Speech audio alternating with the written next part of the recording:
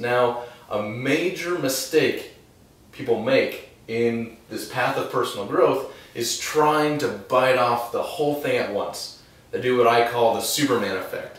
They try and make all these changes happen all at once, and they're all over the place, and they get really excited, and even on this emotional high, and hey guys, I just came back from this great seminar where this guy was talking about all this cool stuff, and I'm going to change my whole life.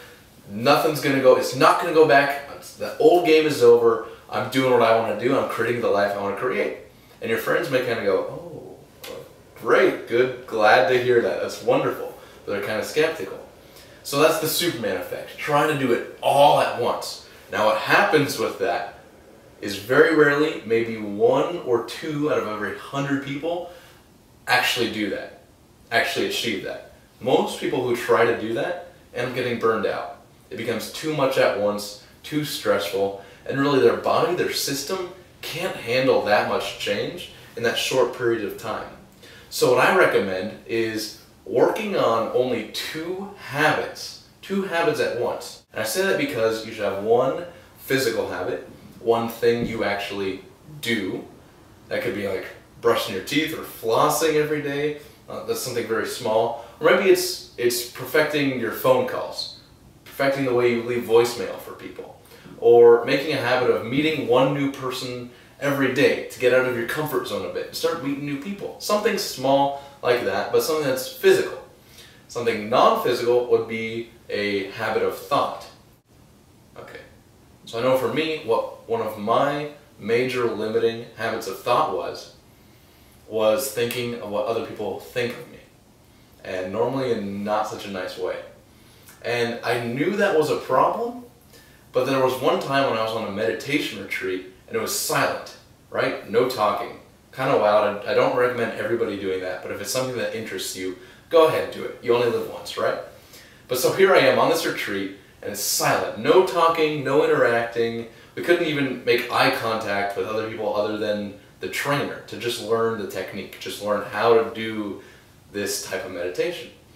But here I was sitting down in silence all day, doing the technique again and again, and here I was still thinking that, oh, these people probably think I'm some kind of big jerk or something like that. And I was like, whoa, wait a minute. How did that happen? I haven't even talked to them. They don't even know me.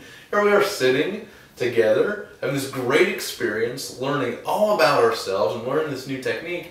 And here's my old program, my old paradigm, running this old game of thinking of what other people think of me in a bad way. So it took about 30 days of focusing on just that one negative limiting habit and replacing it with a new one, with something more empowering, to get rid of it. 30 days of sustained concentration and effort on that one thing. So why do I say 30 days? Well, the number I've heard tossed around in terms of how long it takes to form a new habit is 21 days.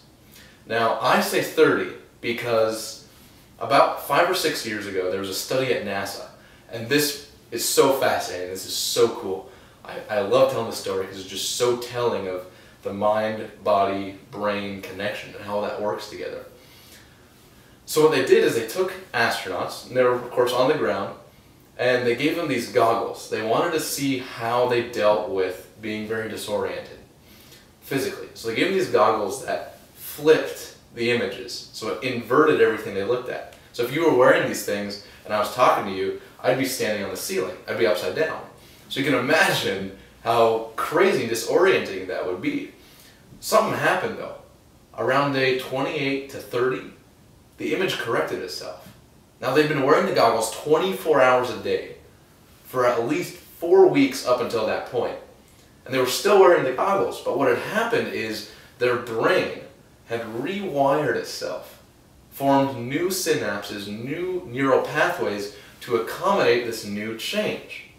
It's pretty amazing when you think about it, how quick we can adapt like that. So they tried a control study. They took the one group and had to do the same thing, wear them 24 hours every day for at least a month, and again, the same thing happened around day 28 to 30, the image flipped. They took another group,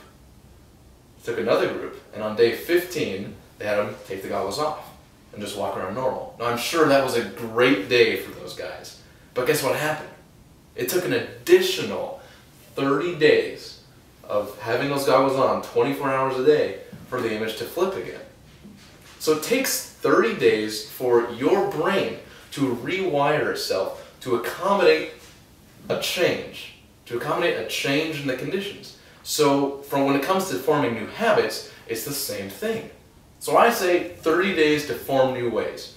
So the takeaway for this for you right now is to identify one limiting physical behavior, one thing you do that's not really working for you. Maybe it's you would rather wake up early, or when you wake up, you want to put something really good in your head. You want to read something that makes you feel good instead of just the newspaper or something like that. Something small, something you do physically that you know is going to add to your life in the long term. And then something non-physical, a habit of thought. You know, a lot of people have the same problem of thinking of what others think of them and thinking in a negative way. So what I have done to flip that, to create the new habit that actually worked for me, is as soon as that thought came up, as soon as the thought of, oh, that person probably thinks I'm a big jerk or something like that, I would immediately ask myself, whoa, who cares what they think of me? That's not my problem. What do I think of me? How do I feel? And then, of course, would say, oh, I feel pretty good. Things are great right now. I'm working on my goals, my business is going well, everything's going great, you know, the girlfriend's happy, all that good stuff, right?